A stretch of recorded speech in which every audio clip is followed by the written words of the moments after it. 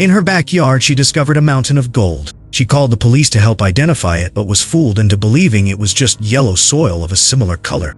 However, after the old woman left, the policeman took out his phone. That afternoon, a group of people arrived at the foot of the mountain on the pretext of hunting, intending to explore how vast this mountain could be. The detector buzzed continuously, not stopping even when scanning the routes. Clearly, this wealth exceeded the policeman's expectations. To mine legally, he had already contacted an official responsible for processing mining permits. But as the official was reporting, he turned around to find the old woman standing in front of them. It turned out the old woman, fearing deception, had taken a piece from the cave for appraisal and discovered the truth of being deceived. She angrily confronted the policeman about why he lied. Unexpectedly, the policeman made excuse by saying that the person from this morning wasn't him. The old woman must have mistaken someone else. Realizing the old woman's gold mountain meant money, the policeman quickly changed tactics, ordering his subordinates to abandon their share. The police said, according to the law, this belongs to the owner of this land. It's not whoever discovers it first. After hearing this, the old woman turned to leave. The policeman thought she was scared and felt relieved, not expecting her to return. The old woman said, "You just said you wanted to find the owner. Of course someone else is there. This land includes this mountain, from here to there, and everything in it. They all belong to my dead son." He also didn't expect that this land belonged to the old woman's deceased son. According to the law she cited, this mountain rightfully and legally belonged to her. Seeing the gold mountain slip away, someone rushed forward. This person desperately negotiated with the old woman about splitting the spoils. In the heat of the moment, a bored high-ranking official accidentally intruded. A group of people rushed down the hill to see the old woman's okay. Fortunately, no lives were lost. However, the greedy official suddenly reminded everyone that this land still belonged to the old woman. Hearing this, the policeman became troubled. After brief contemplation, he devised a plan. The policeman, unwilling to give up the wealth, threatened them to keep silent. So tense, they failed to observe their surroundings and didn't notice someone being punished on the mountain behind them. The old man, who was injured, intended to go out as usual but was stopped by the police, who informed him there would be a lockdown, prohibiting any procedures. Feeling suspicious, he secretly went up the mountain and witnessed everything done to the old woman. Initially planning to inform the police chief, he couldn't find a signal and decided to lock his gun instead. But upon finding a woman's necklace on the way, the girl went up the mountain to look for her. The old man hurried down the mountain. Just as he was about to take his daughter away, he found the policeman standing in front of him. Alert!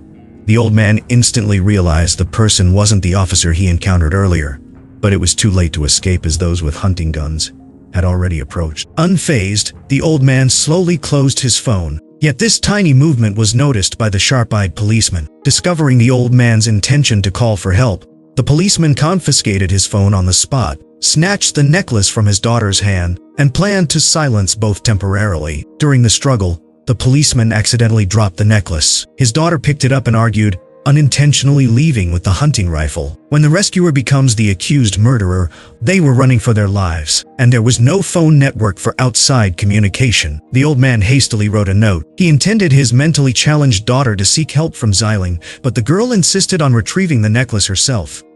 Helplessly, the old man promised to fetch it for her and, after she left, deliberately led the pursuers away. Although the old man was adept in the mountains, planning to eavesdrop on their secrets, he was spotted by the policeman. Noticing the old man was still alive, the official decided to pin all the blame on him.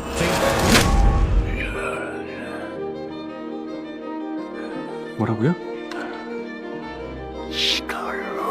The old man knocked out the official and chased after him, only to unexpectedly discover two policemen appeared. It turned out the clean-shaven policeman found the Green Mountain and made a call for his brother to pretend and investigate. To avoid detection, the corrupt policeman fabricated a warning. The old man encountered the policeman who had just arranged everything. Knowing the old man wasn't easy to fool, he came to check. Upon learning the girl hadn't caught up and caused several deaths, the policeman entered the scene, eliminated everyone, and asked the old man for help. Hearing this, the old man lost composure. As the policeman descended the mountain, he frantically chased after the girl. On the other hand, the old woman was not completely dead yet. His brother ordered someone to bury the body in a sack and handed the task to the official before everyone mobilized to chase the girl. Hearing the gunshot earlier, the girl paused briefly, but was soon chased by two men. Even as she ran, her back was filled with fear. Fortunately, the shot only grazed her, but they didn't relent, raising their guns again. The old man swiftly subdued the hunting rifle but chose to spare them, unwilling to kill innocents. Using the official's distraction, he took his daughter away. Both deeply understood that the previous gunshot likely claimed the old woman's life. The old man wanted to take the girl home immediately to report the incident, but she insisted on retrieving the necklace, refusing to leave despite his persuasion. Discovering their companion's body and the old man's mark, the younger one instantly realized it was a trap. Now at a disadvantage, being cornered meant becoming targets. But as he stepped out, the old man on the slope warned him, firing shots to draw him out. When he emerged, the ones below lost all resistance.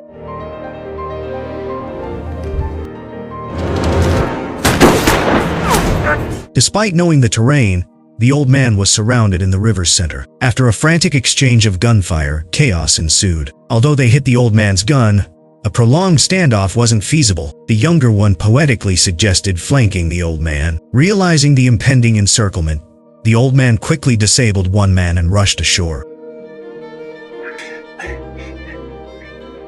Escaping successfully, the old man evaded dozens of pursuers. Their ranks fell into disarray, causing internal conflict. A limping man tried to retreat but was mercilessly shot. Though the official fired the fatal shot, the blame was shifted. As they continued pursuit, the old man also returned to the agreed place, but the girl didn't listen. Ran away alone. She was so stupid that she had hallucinations. She saw her dead father and heard the girl call him dad. The old man suddenly remembered the past. 10 years ago, he ventured into business with the girl's father and quickly amassed wealth. What should have been a happy ending turned sour when the man was swindled, buying a barren mountain. His wife, seeing no hope, hanged herself. After her death, the man's life deteriorated. To support his mother and daughter, he entrusted his wife's wedding ring to the old man before his final job. Scared, they abandoned him, leaving the old man to care for his wife. Though the old man eventually awoke, guilt lingered, believing he caused the man's death. Despite suffering from mental illness, he cared deeply for the granddaughter and protected her fiercely. Determined, he vowed to safeguard her future. First, he ensured the girl's safety. With pursuers on their trail, he penned a note to an officer. Planning to flee under the cover of night, they encountered assailants midway. Amidst the chaos, the old man fought valiantly, protecting his daughter. Wresting control of the rifle, he narrowly avoided danger, ultimately prioritizing her safety. The girl is stupid, but she is a black belt in judo. As long as there is a chance to get close, she is invincible. She defeated 3 men and got severely injured. The village reported to Director Lin, who arrived with police. Finding bodies, he linked the events to the old man. Searching for his wife, the old man returned to find life but fell into a trap. Gunfire echoed across the mountain. Believing the old man was still above, he was shocked when the old man emerged from underwater. The situation reversed. The injured, witty old man struggled back to the mine. Calling for his daughter, he was ambushed by the police, who raised a rifle. Risking his life, the old man clung to his leg, using a knife despite dizziness. Enraged, the police tried ignoring him, but the persistent old man prevailed. Only when the girl handed the letter to the police was the truth revealed. The old man once had a son and daughter, but illness took them. His son Dahu died unexpectedly.